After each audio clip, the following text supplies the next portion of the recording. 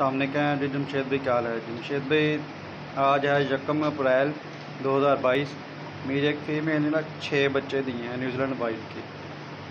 तो ये वो फीमेल है, ऊपर न्यूजीलैंड ब्रोकन में है ये। और इसके बाद हैं जमशेद भाई ये हैं। इस फीमेल के माशाल्लाह ये 6 बच्चे ये बैठे हुए हैं और 7 बच्चे इस फीमेल के साथ हैं माशाल्लाह। और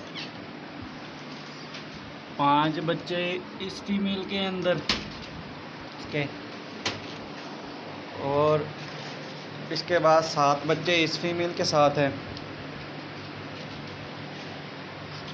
और इसके बाद